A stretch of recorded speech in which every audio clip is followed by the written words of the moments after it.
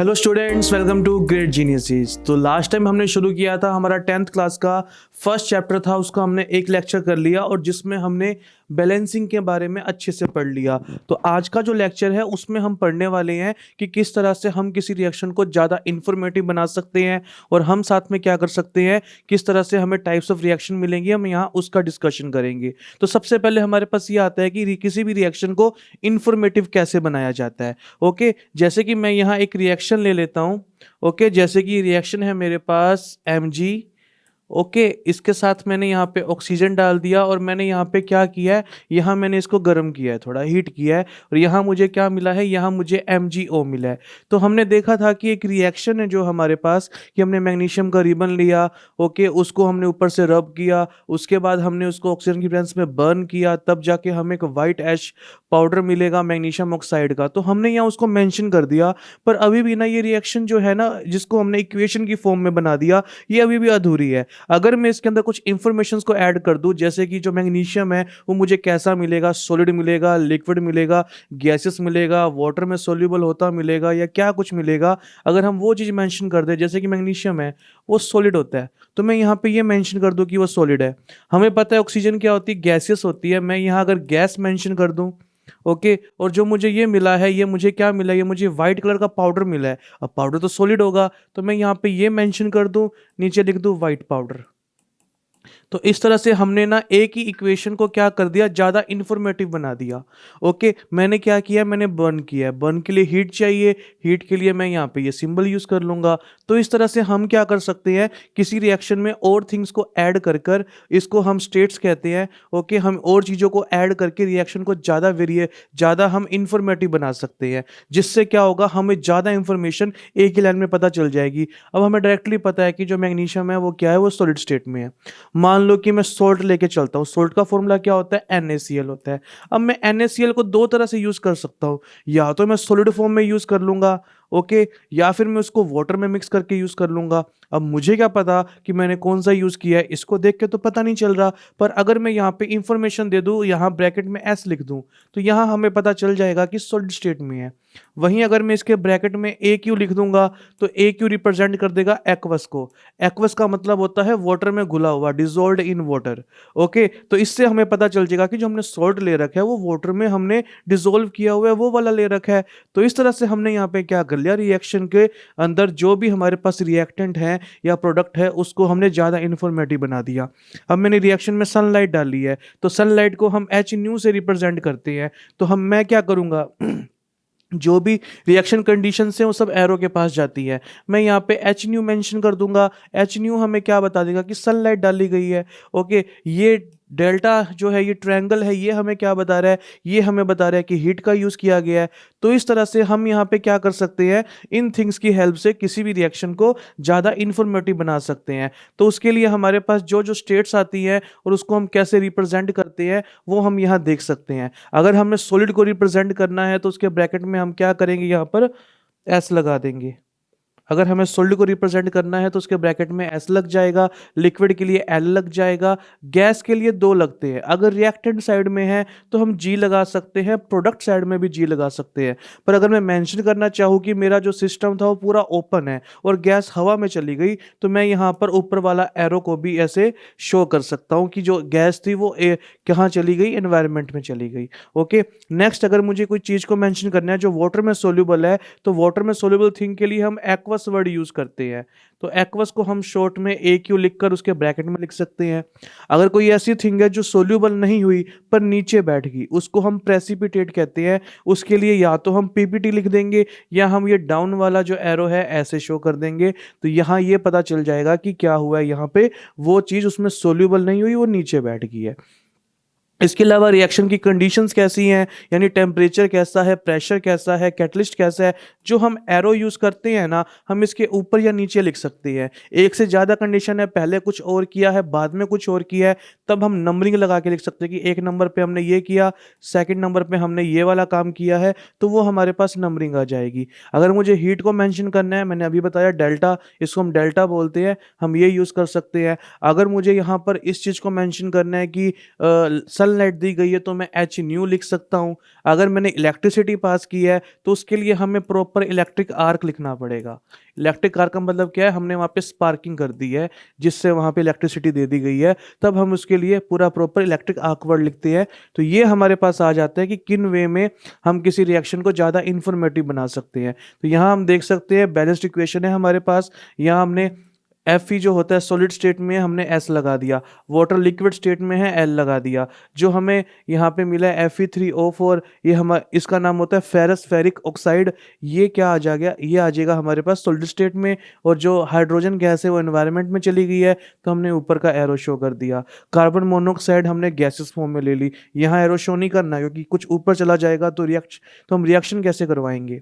तो यहाँ जी शो कर दिया। हमने हाइड्रोजन लिया है, यहाँ गैसेस स्टेट में हमने जी शो कर दिया। यहाँ हमारे पास मिथेनॉल बन चुका है, ये लिक्विड स्टेट में होता है, हमने एल शो कर दिया। यहाँ प्रेशर ज़्यादा था, प्रेशर को हम एटमॉस्फेयर में फाइंड आउट करते हैं तो हमने 340 एटमॉस्फेयर लिख दिया। सेम ऐसे ही हमने यहाँ पे फोटोसिंथेसिस रिएक्शन की बात करें तो 6 CO2 ले लिए हमने एक्वस में, क्योंकि जो CO2 वैसे तो गैस होती है पर क्या हो जाती है जब फोटोसिंथेसिस होती है तो वो वाटर में मिक्स हो जाती है। तो हमने CO2 को एक्वस ले रखा है क्योंकि वाटर में वो डिसॉल्व हो चुकी है CO2 गैस। हमने 12 मोलिकुल्स वाटर के ले लिए। ओके, और यहाँ पे क्या होता है कि यहाँ हम सनलाइट देते हैं तो एच न्यू लिख सकते हैं। ओके, साथ में क्लोरोफिल की नीड पड़ी है, हमने क्लोरोफिल भी लिख दिया। यहाँ पे क्या बनेगा, यहाँ पे हमें C6H12O6 एक ग्लूकोज का मोलिक्यूल है, हमने वो लिख दिया। एक्वस है तो एक्वस शो कर दिया। यहाँ पे 6 ऑक्सीजन के मोलिक्यूल्स निकले हैं, अभी तक ये एक्वस है, बाद में क्या हो जाएगा, बाद में एरो ऊपर का लग जाएगा इसके अंदर, और यहाँ पे 6 वाटर मॉलिक्यूल भी निकलते हैं। तो ये यहाँ पर एग्जैक्ट रिएक्शन लिखी गई है कि कौन सी रिएक्शन होती है किसके लिए, फोटोसिंथेसिस के लिए। अगर हम पहले देखें तो सिंपली अगर हम यहाँ ये करना चाहें, हम 6 वाटर मॉलिक्यूल को माइनस करके यहाँ ओनली 6 वाटर मॉलिक्यूल भी लिख सकते हैं, पर एक्चुअल में यहाँ जो रिएक्शन होती है ये वो लिखी गई है। तो हमने यहाँ ये देख लिया किस तरह से हम एक रिएक्शन को ज़्यादा इंफॉर्मेटिव बना सकते हैं। तो यहाँ हमने जो भी हमारा बेसिक वाला काम था फर्स्ट चैप्टर में वो हमने अच्छे से पढ़ लिया। अब हमारे पास जो हमारा नेक्स्ट टॉपिक आ रहा है वो आ रहा है टाइप्स ऑफ रिएक्शंस। यहाँ पे हम बात करेंगे कि रिएक्शन के कौन कौन से टाइप्स होते हैं। तो यहाँ हमारे पास कुछ टाइप्स ऑफ रिएक्शन है जिसके बारे में हमने इस पूरे चैप्टर में पढ़ना है। तो सबसे पहले हमारे पास आता है कॉम्बिनेशन। जो इसका नेम है वही इसमें करना है। कॉम्बिनेशन का मतलब क्या है, दो चीज़ें कंबाइन हो रही है, इसमें कोई ए होगा रिएक्टेंट, दूसरा बी रिएक्टेंट होगा, ये दोनों मिलके कुछ सी बना देंगे। ओके, तो इसको हम कॉम्बिनेशन बोलेंगे। सेकंड आता है डीकम्पोजिशन। इसमें क्या होगा, इसका अपोजिट हो जाएगा। इसमें कोई ए पड़ा होगा, वो क्या होगा, वो बी और सी में उसका ब्रेकडाउन हो जाएगा। अब ये ना समझना कि ये ऊपर वाले ए बी सेम है, ये अलग अलग हो सकते हैं। नेक्स्ट है डिस्प्लेसमेंट। डिस्प्लेसमेंट का मतलब क्या होता है, किसी और का प्लेस ले लेना। यानी कुछ ऐसी चीज होगी, मान लो ए के साथ बी रखा है, पर जो सी है ना, सी ज़्यादा स्ट्रॉन्ग ए के साथ लग सकता है, तो ए के साथ तो सी चला जाएगा, बी बाहर निकल जाएगा। इसको हम डिस्प्लेसमेंट बोलते हैं। फिर होता है डबल डिस्प्लेसमेंट। इसमें क्या होगा, इसमें 2 बार डिस्प्लेसमेंट होगा, ए के साथ बी लगा होगा, सी के साथ डी लगा होगा, तो ए के पास डी चला जाएगा और बी के पास सी चला जाएगा। तो यहाँ पे ए डी बन जाएगा और बी सी बन जाएगा। ये अभी मैं शॉर्ट में बता रहा हूँ, इसे हम और अच्छे से पढ़ेंगे। और उसके बाद हमारे पास आएगा ऑक्सीडेशन रिडक्शन। इन दोनों को अगर हम कंबाइन करें, देखो आर ई डी, रिडक्शन का आर ई डी ले लिया, ऑक्सीडेशन का ओ एक्स ले लिया, तो क्या बन गया, रेडॉक्स बन गया। तो अभी हम आगे रेडॉक्स रिएक्शन के बारे में पढ़ेंगे। अभी हमने देखा था कि नेक्स्ट रिएक्शन है प्रेसिपिटेशन। क्या है, तो जो प्रेसिपिटेट था, जो इनसोल्यूबल चीज़ थी, वो नीचे बैठ गई थी, तो उसमें जो जो रिएक्शंस आएंगी ये मेनली डबल डिस्प्लेसमेंट में होता है। तो इन दोनों को एक साथ पढ़ेंगे हम, इसमें देखेंगे क्या होगा। एक हमारे पास रिएक्शन एक्सोथर्मिक आएगी, एक एंडोथर्मिक आएगी, इसके बारे में भी हम अच्छे से भी बात करेंगे। तो ये हमारे पास टाइप्स ऑफ रिएक्शन है जिसको हमने इस पूरे चैप्टर में पढ़ना है। किसी एक रिएक्शन में एक से ज़्यादा टाइप भी हो सकते हैं। जैसे कि अगर मैं कॉम्बिनेशन की बात करूँ तो कॉम्बिनेशन एक्सोथर्मिक भी मिलती है, रेडॉक्स भी मिलती है। ओके, अगर मैं डीकम्पोजिशन की बात करूं तो कॉम्बिनेशन एक्सोथर्मिक और रेडॉक्स मिलती है, और जो डीकम्पोजिशन है वो एंडोथर्मिक मिलेगी और रेडॉक्स मिलेगी। ओके, तो ये हमें डीकम्पोजिशन में मिलेगा। अगर मैं डिस्प्लेसमेंट की बात करूँ, डिस्प्लेसमेंट जो होगी वो हमें क्या मिलेगी, वो भी हमें रेडॉक्स मिलेगी। ओके, और अगर मैं डबल डिस्प्लेसमेंट की बात करूँ तो डबल डिस्प्लेसमेंट 90% केसेस में रेडॉक्स नहीं होती, और ये क्या होती है, ये प्रेसिपिटेशन होता है इसके अंदर। यानी हमें एक से ज़्यादा टाइप भी इसके अंदर मिलेंगे। तो आपका जो एग्जाम आएगा उसमें क्वेश्चन ऐसे ही पूछे जाएंगे, आपको एक रिएक्शन दे देगा, वो पूछ लेगा इसमें कौन कौन से पार्ट है, क्या ये एडिशन है, क्या ये एक्सोथर्मिक है, क्या ये रेडॉक्स है, या ऑल ऑफ दिस। तो हमें ऑल ऑफ दिस पे देना है, क्योंकि वो जब रिएक्शन होगी उसमें हमें बाकी 3 पार्ट मिल रहे होंगे। तो अभी हम एक एक करके इन्हीं टाइप्स ऑफ रिएक्शन की बात करेंगे। हमारा चैप्टर के अंदर जो मेन टॉपिक है वो अभी यही चलने वाला है। तो सबसे पहले हमारे पास आ जाता है कि addition reaction, sorry, combination reaction क्या होती है। इसमें क्या होता है, रिएक्शन इसमें 2 या मोर रिएक्टेंट्स होते हैं, वो कंबाइन करके एक सिंगल प्रोडक्ट बना देते हैं। इसी को क्या कहते हैं, कॉम्बिनेशन। यानी ए होगा और बी होगा, ये दोनों कंबाइन करके क्या कर देंगे, सी बना देंगे। तो इसी को हमने क्या कह दिया यहाँ पे, कॉम्बिनेशन। जैसे कि बर्निंग ऑफ कोल की बात करते हैं, इसको हम कंबशन भी बोलते हैं। अगर burning in the presence of oxygen आ जाए तो उसको क्या कहा जाता है, कंबशन कहा जाता है। ये हम बचपन से पढ़ते आ रहे हैं। तो यहाँ हमने कार्बन ले लिया, जब हम इसको ऑक्सीजन की प्रेजेंस में बर्न करेंगे, बर्न के लिए डेल्टा लगा दिया मैंने, तो यहाँ पे क्या हो जाएगा, यहाँ पे कार्बन डाइऑक्साइड बनेगी। ओके, तो आप यहाँ देख सकते हो कार्बन ऑक्सीजन दोनों ने मिलकर यहाँ पे CO2 बना दिया। तो ये क्या है, कॉम्बिनेशन है। ओके, अब यहाँ हम बात करते हैं formation of water from H2 and O2। ये भी किसमें काउंट होता है, ये भी कंबशन में काउंट होता है, क्योंकि H2 यहाँ फ्यूल का काम करता है और ऑक्सीजन की प्रेजेंस में हम इसको बर्न कर रहे हैं। ओके, तो इसके अंदर क्या होगा, जो हाइड्रोजन होगा ना, वो रिएक्ट करेगा ऑक्सीजन के साथ, क्या बना देगा, H2O बना देगा। तो आप यहाँ कंपैरिजन करके देख सकते हो रिएक्टेंट प्रोडक्ट के अंदर, कि रिएक्टेंट में तो अलग अलग रखा था, प्रोडक्ट में एक साथ आ चुका है। यानी यहाँ पे क्या बन गया, ये एडिशन, ये कॉम्बिनेशन रिएक्शन है, इसको हम एडिशन भी बोलते हैं। वैसे हम यहाँ पे कॉम्बिनेशन वर्ड यूज करेंगे। फॉर्मेशन ऑफ स्लैकेड लाइम, ये हमारे पास CaO होता है, इसको हम क्विक लाइम कहते हैं। जैसे हम इसके अंदर वाटर डालते हैं ना, तो वहाँ पे क्या होता है, वहाँ पे हमारे पास स्लैकेड लाइम बन जाता है। इसको हम कैल्शियम हाइड्रोक्साइड कहते हैं। और जो ये स्लैकेड लाइम होता है ना, ये हम हमारे घरों में जो वाइट वॉशिंग करते हैं, वाइट वॉशिंग मतलब हम जो सफ़ेदी करते हैं, ये उसके काम भी आता है स्लैकेड लाइम। ओके, तो ये हमारे पास क्या आ जाता है, स्लैक्ट लाइम आ जाता है। और ये रिएक्शन कौन सी थी, कॉम्बिनेशन रिएक्शन थी। नेक्स्ट हमारे पास आता है डीकम्पोजिशन रिएक्शन। अब जो डीकम्पोजिशन रिएक्शन होती है, इसमें क्या होता है, जो हमारे पास एक सिंगल रिएक्टेंट होता है, ये मोर देन वन पार्ट के अंदर क्या हो जाता है, ये खुद को डीकम्पोज कर लेता है। डी कंपोजिशन होता है कोई फॉर्मूला, डी मतलब उसका टूट जाना, यानी कोई फॉर्मूला टूट कर एक से ज़्यादा फॉर्मूले बना देगा, छोटे छोटे फॉर्मूले बना देगा, तो उसको हम क्या कहते हैं, उसको हम डीकम्पोजिशन कहते हैं। अब देखो, अगर मेरे पास ए मॉलिक्यूल है, वो स्टेबल पड़ा होगा, अगर मुझे उसको क्या करना है, मुझे उसको ब्रेक डाउन करना है, तो वो क्या करना पड़ेगा, मुझे वहाँ एनर्जी देनी पड़ेगी।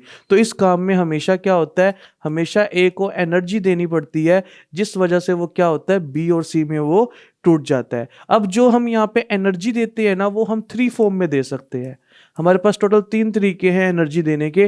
पहले मैं इसको हीट की फॉर्म में एनर्जी दे सकता हूँ, तब हम यहाँ पे डेल्टा लगाएंगे। सेकंड में क्या कर सकता हूँ, इसको मैं लाइट की फॉर्म में एनर्जी दे सकता हूँ, तब हम वहाँ पे H न्यू लगाएंगे। तीसरा मैं क्या कर सकता हूँ, इसको मैं इलेक्ट्रिसिटी की फॉर्म में एनर्जी दे सकता हूँ।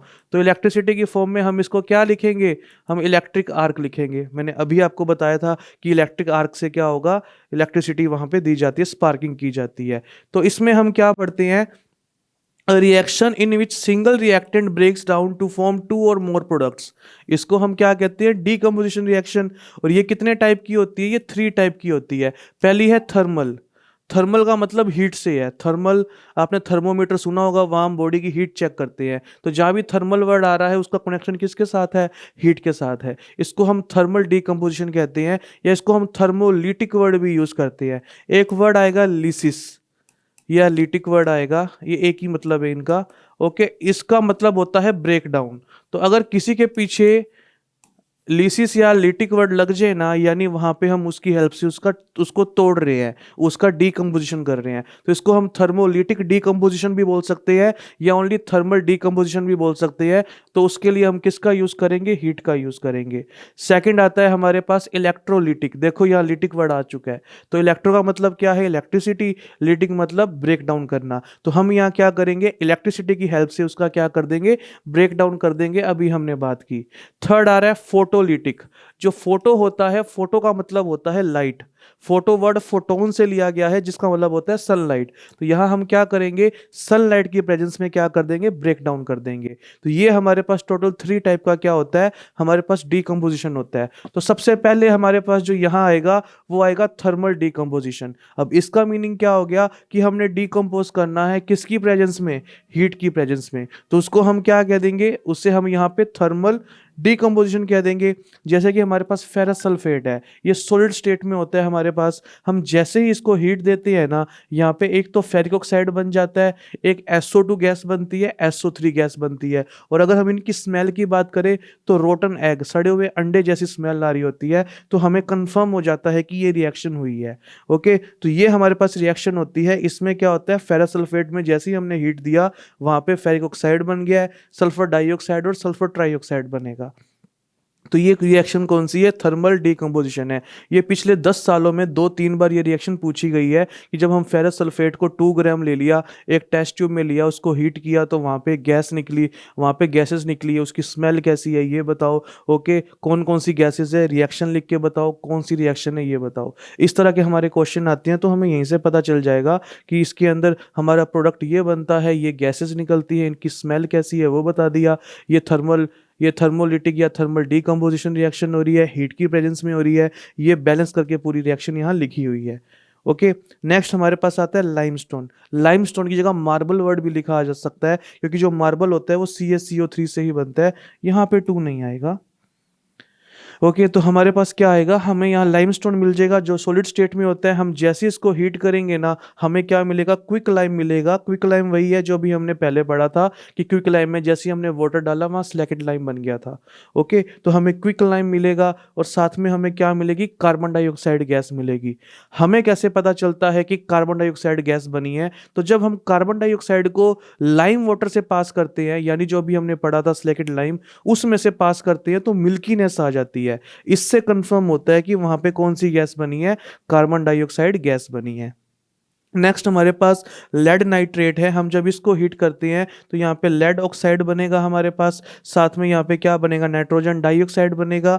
और यहाँ पे क्या बनेगा? ऑक्सीजन बनेगा। तो नाइट्रोजन डाइऑक्साइड जब बनती है तब वहाँ पे फ्यूम्स आ रहे होते हैं ब्राउन से कलर के, उससे कंफर्म होता है। और ऑक्सीजन गैस का कैसे कंफर्म होता है? क्योंकि ऑक्सीजन क्या होती है? वो हेल्प करती है कंबशन में। अगर आप कोई भी लाइटर या फिर किसी भी ऐसी थिंग जहाँ से फायर निकल रही है, छोटी फ्लेम है, जब आप उसको ऑक्सीजन के पास लेके जाओगे तो वहाँ पे बर्निंग जो है वो ज़्यादा हो जाएगी, उसकी फ्लेम ज़्यादा बड़ी हो जाएगी। इससे हमें कंफर्म हो जाता है कि वहाँ पे ऑक्सीजन गैस निकली है। तो यहाँ हमने ये देख लिया कि जो डीकम्पोजिशन रिएक्शन है वो क्या होती है, इसमें थर्मल डीकम्पोजिशन क्या होगा।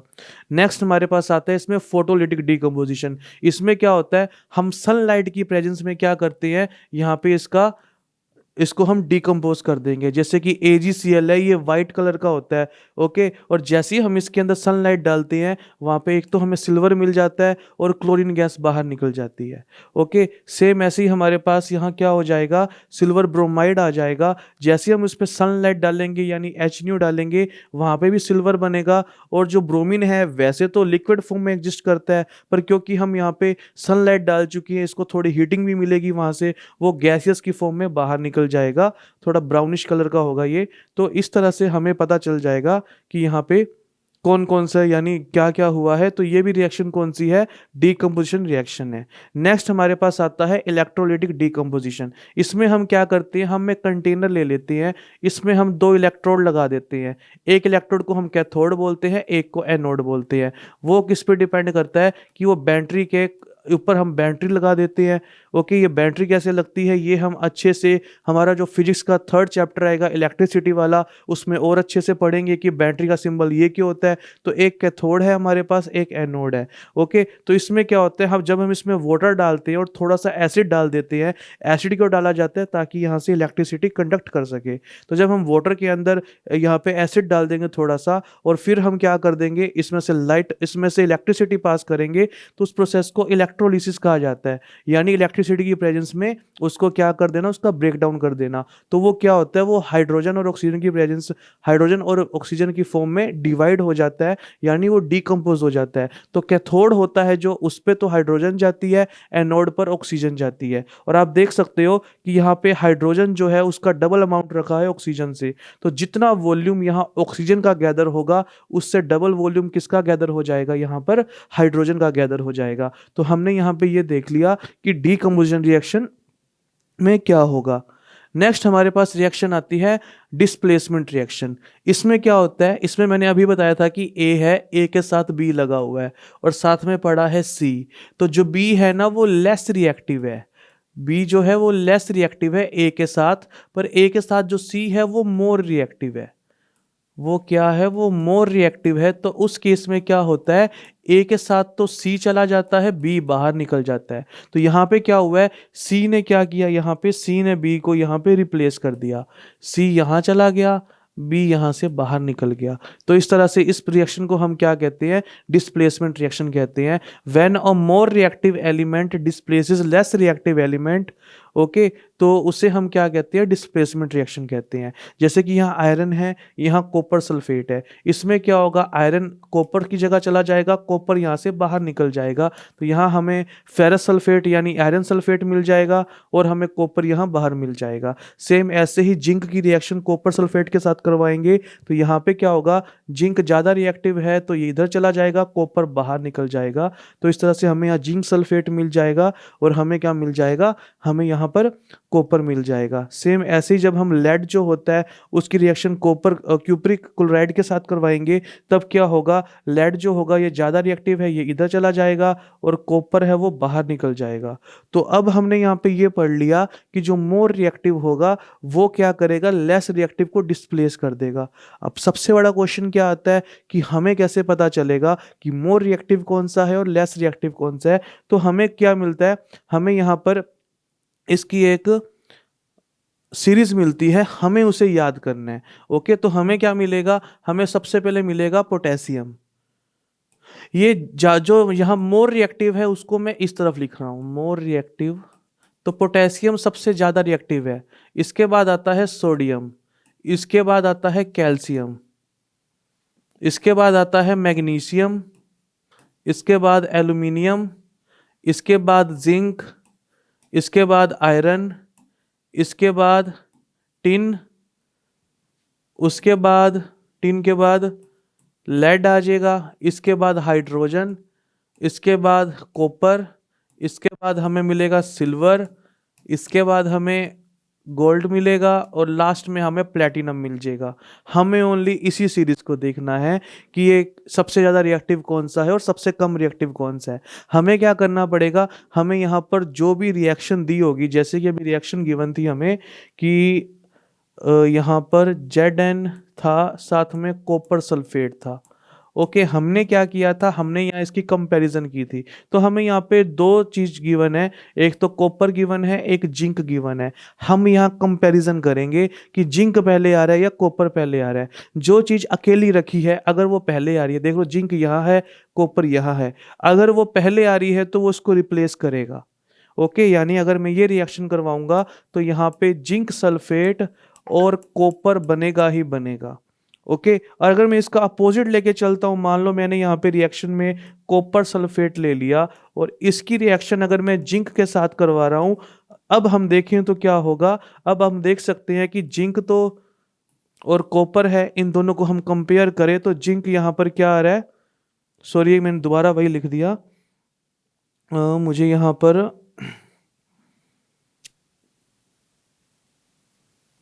यहाँ हम लेके चलेंगे इसको, जिंक सल्फेट और यहाँ कॉपर लेके चलेंगे। अब हम फिर से यहाँ पे क्या करेंगे, जिंक को और कॉपर को कंपेयर करेंगे और ये देखेंगे कि जो अकेला रखा हुआ है वो आगे आ रहा है या पीछे आ रहा है। तो हमें पता है कि कॉपर पीछे आ रहा है और जिंक आगे आ रहा है, तो ये रिएक्शन नहीं हो सकेगी।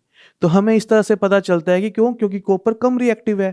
ओके, हमेशा मोर रिएक्टिव कम रिएक्टिव को क्या करता है, रिप्लेस करता है। तो इस तरह से हमें ये पता चल गया कि ये जो आपके पास पूरा का पूरा मैटर होगा, इसको हम कैसे करेंगे। ओके, इसकी एक ट्रिक भी बन जाती है, उसमें ये आ जाता है कि केदारनाथ का माली आलू जरा फीके से पकाता है, कोई है, यहाँ मरकरी भी आएगा, सॉरी, कोई यहाँ एच जी भी लिख दो, कोई है आगे आए, आगे पीटी लगा दो, यहाँ मर्क्यूरी भी आना था, तो इसको मैं एक बार दोबारा लिख देता हूं, कोई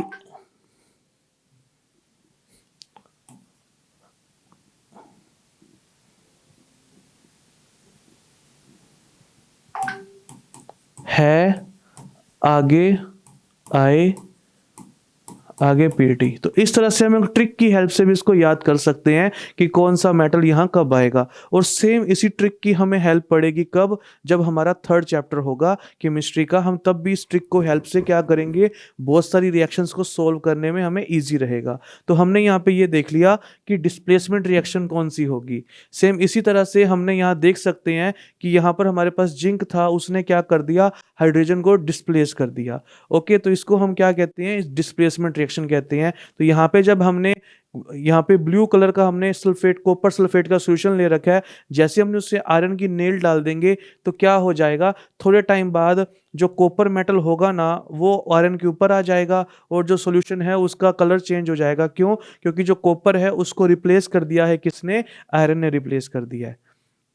अब हमारे पास जो लास्ट इसमें जो फोर्थ टाइप की रिएक्शन आती है वो है हमारे पास डबल डिस्प्लेसमेंट। इसमें क्या होगा, इसमें हमारे पास ना दो तरह के सोल्ट पड़े होंगे। सोल्ट क्या होता है वो भी वैसे हम सेकंड चैप्टर में भी देखेंगे। अगर हम सिंपली देखें तो नाइन्थ में हमने थर्ड चैप्टर में, नाइन्थ का जो थर्ड चैप्टर था केमिस्ट्री का, उसमें हमने पढ़ा था आयोन्स के बारे में।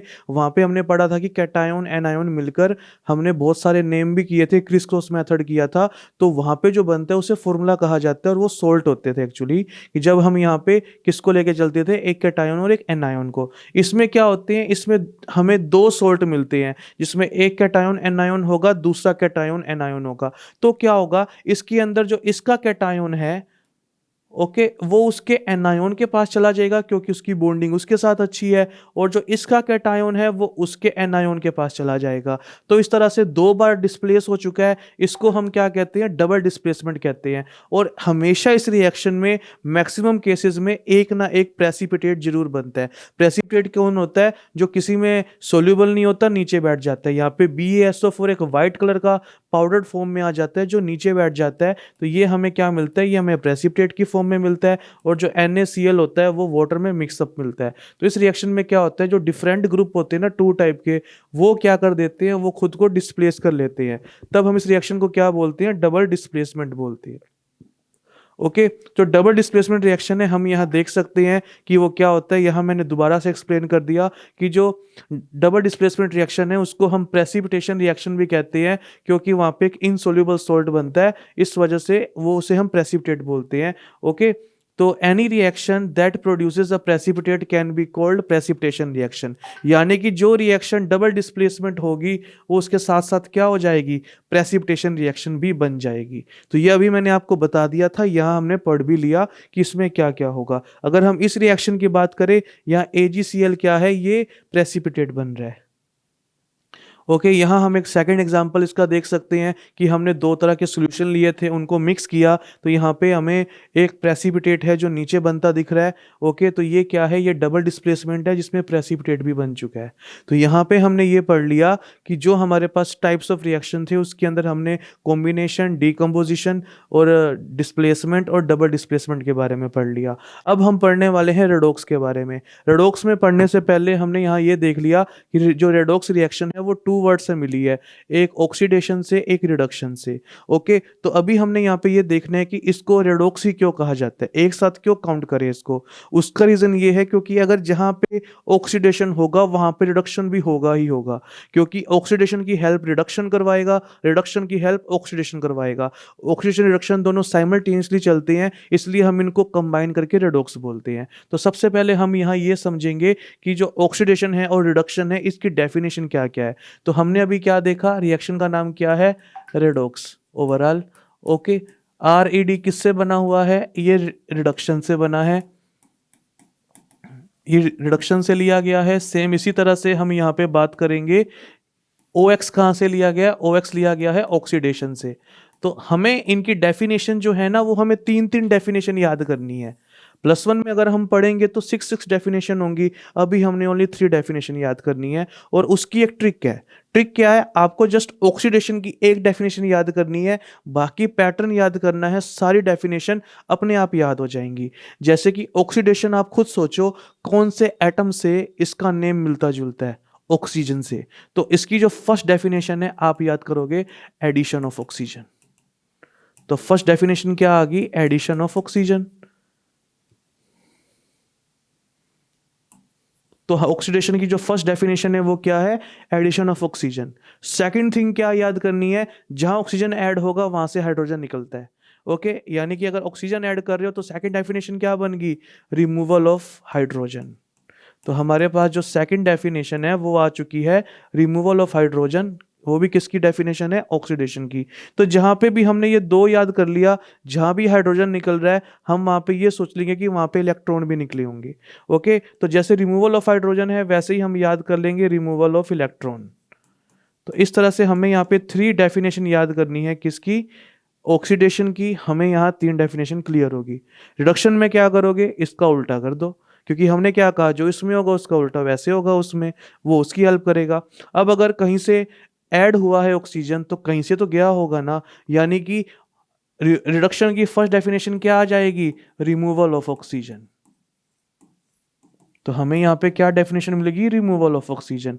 वहां क्या था, रिमूवल ऑफ हाइड्रोजन, यानी यहाँ से हाइड्रोजन क्या हुआ, रिमूव हुआ, तो वो कहीं तो जाके ऐड होगा। तो यहाँ हम लिख देंगे एडिशन ऑफ हाइड्रोजन। तो जस्ट आपको एक डेफिनेशन याद करनी है, बाकी अपने आप बन रहा है।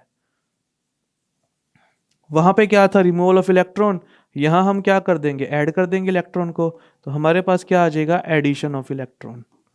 तो इस तरह से हमें यहाँ पर डेफिनेशन मिल जाएगी, किसकी, रेडॉक्स की। टोटल ऑक्सीडेशन और रिडक्शन दोनों की आ जाएगी। यहाँ हम देख सकते हैं कि यहाँ क्या लिखा हुआ है, the process of addition of oxygen to a substance और removal of hydrogen from a substance is called oxidation. अब हमें कैसे पता चलेगा ऑक्सीडेशन हुआ है या नहीं हुआ, हमें यहाँ पे एक काम करना है, हमें करनी है कंपैरिजन। किसकी कंपैरिजन, रिएक्टेंट की प्रोडक्ट के साथ। आप एक रिएक्टेंट चूज करो, कोशिश करो कि हाइड्रोजन ऑक्सीजन को चूज ना करो, क्योंकि इसी को तो ऐड रिमूव करना है। इसको अगर कोई ऑप्शन नहीं है तो चूज करेंगे, वरना हाइड्रोजन ऑक्सीजन को चूज नहीं करना। इसके अलावा बाकी एटम को चूज करो और उसकी कंपैरिजन करो कि रिएक्टेंट से प्रोडक्ट में उसमें क्या चेंज आया है, आपको आंसर मिल जाएगा। अगर मैं यहाँ बात करूँ तो यहाँ मैंने इन दोनों में से कॉपर को चूज कर लिया, तो यहाँ ओनली कॉपर रखा है रिएक्टेंट साइड। प्रोडक्ट साइड क्या रखा है, कॉपर के साथ ऑक्सीजन रखा है। तो रिएक्टेंट से प्रोडक्ट में क्या चेंज आया है, कॉपर के साथ ऑक्सीजन ऐड हो चुकी है। तो इसका मीनिंग क्या हुआ, एडिशन ऑफ ऑक्सीजन है, यानी कॉपर का क्या हुआ है, इसका ऑक्सीडेशन हुआ है। इसका क्या हुआ है, ऑक्सीडेशन हुआ है। ओनली कंपैरिजन से आंसर निकलेगा। ओके, सेम इसी तरह से हमारे पास रिडक्शन आ जाएगा। वो क्या होता है कि अगर हम ऑक्सीजन को रिमूव कर दें या हम ऐड कर दें किसको, हाइड्रोजन को, तो क्या हो जाएगा, तब हमारे पास आ जाएगा यहाँ पे रिडक्शन। अब हमें क्या करना है, सेम काम करना है। यहाँ पे हमने कॉपर ऑक्साइड ले लिया और यहाँ हम कॉपर को लेके चलते हैं। रिएक्टेंट को कंपेयर करो प्रोडक्ट से, क्या चेंज आया है। रिएक्टेंट में कॉपर के साथ ऑक्सीजन था, प्रोडक्ट में है नहीं है। इसका मतलब क्या है, रिएक्टेंट से प्रोडक्ट में जाने पर ऑक्सीजन वहाँ से रिमूव हुआ है। अगर ऑक्सीजन रिमूव हुआ है तो इसको क्या बोल देंगे, रिमूवल ऑफ ऑक्सीजन। तो रिमूवल ऑफ ऑक्सीजन किस में आ रहा था, रिडक्शन में, यानी कॉपर ऑक्साइड का क्या हुआ है, रिडक्शन हुआ है। हमेशा हमें यहाँ पे क्या करना है, हमेशा कंपैरिजन से आंसर निकालना है कि किसका ऑक्सीडेशन होगा, किसका रिडक्शन होगा। और जब हम इनको एक साथ लेके चलते हैं, इसको हम क्या करते हैं, रेडॉक्स रिएक्शन कहते हैं। अब अगर हम यहाँ पे ये देखें कि अगर इसका हम कहेंगे कि ऑक्सीडेशन हुआ है, तो दूसरा चाहे ऑक्सीजन ही हो चाहे हाइड्रोजन ही हो, हम कह देंगे उसका रिडक्शन होगा। ओके, तो इस तरह से हम यहाँ पे देख सकते हैं। इसको हम मेंशन कैसे करेंगे, यहाँ अगर मेरे पास कॉपर है, यहाँ से यहाँ जाने पर क्या हुआ है, इसका ऑक्सीडेशन हुआ है।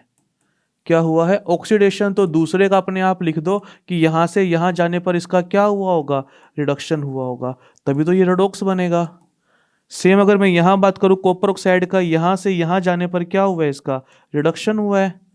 तो हाइड्रोजन का क्या हुआ होगा, इसका ऑक्सीडेशन हुआ होगा, क्योंकि हाइड्रोजन यहाँ अकेला पड़ा था, वहां पे क्या हो चुका है, हाइड्रोजन के साथ ऑक्सीजन लग चुका है, यानी हाइड्रोजन में एडिशन ऑफ ऑक्सीजन हुआ है, तो इसका क्या हुआ होगा, यहाँ पे ऑक्सीडेशन हुआ होगा। तो हमने यहाँ पे ये देख लिया कि ऑक्सीडेशन रिडक्शन कैसे होता है। तो एक ही रिएक्शन में अगर ऑक्सीडेशन हो रहा है तो रिडक्शन भी होगा, तभी वो क्या बनता है, रेडॉक्स रिएक्शन बनता है। तो हमने यहाँ ये देख लिया कि रेडॉक्स रिएक्शन क्या होता है। अब यहाँ पे 2 वर्ड्स और आते हैं कि जिसका ऑक्सीडेशन हुआ है या जिसका रिडक्शन हुआ है, हम उसको क्या कहेंगे।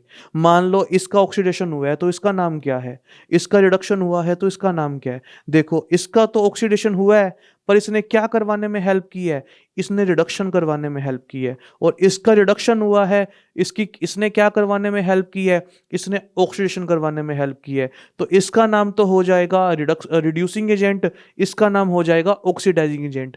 आप ये देखो कि ये कॉपर है, कॉपर ने क्या करवाया है, ऑक्सीडेशन, पर हेल्प किस में की है, रिडक्शन करवाने में, तो इसका नाम रख दो रिड्यूसिंग एजेंट। तो इसको हम क्या कह देंगे, यहाँ पे ये इस रिएक्शन में रिड्यूसिंग एजेंट का काम कर रहा है, इसको हम शॉर्ट में RA लिखेंगे, रिड्यूसिंग एजेंट। वहीं हम ऑक्सीजन को देखें, इसने क्या किया है, इसने रिडक्शन की है, तो हेल्प किस में की है, इसने ऑक्सीडेशन करवाने में हेल्प की है। इसका नाम क्या हो जाएगा, इसका नाम हो जाएगा ऑक्सीडाइजिंग एजेंट हो जाएगा। इसको हम शॉर्ट में OA लिखेंगे। इसने किस में हेल्प की है, ऑक्सीडेशन करवाने में हेल्प की है। वैसे ही ये हमारे पास ऑक्सीडाइजिंग एजेंट आ जाएगा, ये हमारे पास रिड्यूसिंग एजेंट आ जाएगा। तो जो इनका नाम है उसका उल्टा लिख दो एजेंट लगाकर, तो इसे हम क्या कह देते हैं, रेडॉक्स रिएक्शन कह देते हैं। अब हमारे पास आता है प्रेसिपिटेशन रिएक्शन। ये हम अभी पढ़ चुके हैं कि इसमें क्या होता है, जिसमें कोई इनसोल्यूबल प्रेसिपिटेट बन जाता है जो इसमें मिक्स नहीं हो पाता, उसे हम कहते हैं प्रेसिपिटेशन रिएक्शन। अब हमारे पास आ रहा है कि एक्सोथर्मिक रिएक्शन क्या होती है, हम यहाँ पे इसका मीनिंग समझेंगे। देखो, अगर आप कोई चीज़ एंट्री करवा रहे हो तो वो हमेशा एंट्री होती है रिएक्टेंट साइड में, अगर आप कोई चीज़ निकाल रहे हो तो हमेशा निकाली जाती है प्रोडक्ट साइड से। आप बस इतना याद करो, आपको दोनों डेफिनेशन ऐसे टिप्स पर याद हो जाएंगी। देखो कैसे, नाम क्या है, एक्सोथर्मिक, एक्सो वर्ड लिया गया है एग्जिट से, एक्सो वर्ड कहाँ से लिया गया है, एग्जिट से लिया गया है। ओके, और थर्मिक का मतलब अभी हमने क्या पढ़ा था, हीट पढ़ा था। हीट लगा लो या टेम्परेचर लगा लो, यानी हीट जहाँ से अगर निकलेगी तो वो रिएक्शन क्या है, एक्सोथर्मिक है। अब हीट कहाँ से निकलती है, अभी बताया मैंने, यानी कोई भी चीज़ कहाँ से निकलती है, प्रोडक्ट साइड से निकलती है। यानी अगर आपके पास प्रोडक्ट साइड पर ज़्यादा हीट पड़ी है तभी तो वो निकलेगी, अगर प्रोडक्ट साइड पर ज़्यादा हीट है तो वो निकल जाएगी। यानी हीट जब इवोल्व या फिर क्या हो जाएगी, जब यहाँ से बाहर निकल जाएगी, उस प्रोसेस को क्या कहते हैं, एक्सोथर्मिक प्रोसेस कहते हैं। और ये क्योंकि वो प्रोडक्ट की तरफ से निकल रही है, प्रोडक्ट हमें ज़्यादा गर्म मिलेगा। जब रिएक्टेंट ठंडा हो, प्रोडक्ट गर्म बन जाए, वो रिएक्शन होती है एक्सोथर्मिक रिएक्शन। सेम ऐसा वर्ड आता है एंडोथर्मिक। एंडो का मतलब होता है इनसाइड, थर्मिक यानी हीट वहां पर क्या हो रही है, एंट्री कर रही है। एंट्री कब करेगी, वो एंट्री करेगी रिएक्टेंट के अंदर, यानी रिएक्टेंट साइड आपको क्या मिलेगा, ज़्यादा गर्म मिलेगा, प्रोडक्ट आपको ठंडा मिलेगा। ऐसी रिएक्शन को क्या बोलते हैं हम, एंडोथर्मिक बोलते हैं। जैसे कि रिएक्शन जिसके अंदर हीट निकलती है, इवोल्यूशन ऑफ गैस है, ओ हीट है, तो इसको हम क्या कहते हैं, एक्सोथर्मिक कहते हैं। जैसे कि बर्निंग ऑफ नेचुरल गैस है, अब आप कहोगे यहाँ तो हम बर्न कर रहे हैं, ये रिएक्शन तो क्या होनी चाहिए, एंडो होनी चाहिए। मानता हूँ ऐसा हम कह सकते हैं, पर हम थोड़ी सी बर्न करके बहुत सारी हीट निकाल रहे हैं। ओवरऑल रिजल्ट देखो क्या हो रहा है, मीथेन गैस है, ये हमारे पास नेचुरल गैस बोलते हैं जिसको हमने ऑक्सीजन की प्रेजेंस में इसको थोड़ा सा बर्न किया, तो थोड़ी सी हीट करने पर CO2 गैस निकली, वाटर निकला और बहुत ज़्यादा एनर्जी निकली, बहुत ज़्यादा हीट यहाँ पे प्रोडक्ट साइड से निकली है, कंबशन जो हुआ है बहुत ज़्यादा निकली है। तो इस तरह से ये रिएक्शन क्या हो जाएगी हमारे पास, ये हमारे पास हो जाएगी एक्सोथर्मिक रिएक्शन। इसके अलावा अगर हम डीकम्पोजिशन कहते हैं वेजिटेबल्स का, यानी वेजिटेबल्स से जब हम कंपोस्ट बनाते हैं तब भी बहुत सारी हीट बाहर निकलती है। इस प्रोसेस को भी हम क्या कहते हैं, एक्सोथर्मिक रिएक्शन कहते हैं। इसके अलावा हम रेस्पिरेशन करते हैं। रेस्पिरेशन में क्या होता है, हम ऑक्सीजन लेते हैं, हमारी बॉडी में जो स्टोर्ड फ्यूल होता है वो क्या हो जाता है, स्टोर्ड फ्यूल का मतलब है जो भी हमने फूड खाया हुआ है, हमारी बॉडी में स्टोरेज है उसकी, वो सब क्या हो जाएगा, वो सब भी वहाँ पे उसका क्या हो जाएगा, वहाँ पे एक्सोथर्मिक रिएक्शन होगी, तभी हमें उससे एनर्जी मिल रही है, वहाँ भी एनर्जी निकलेगी। ओके, तो ये हमारे पास प्रोसेस कौन सा होता है, एक्सोथर्मिक। इसी के अपोजिट हमारे पास क्या आ जाता है, एंडोथर्मिक।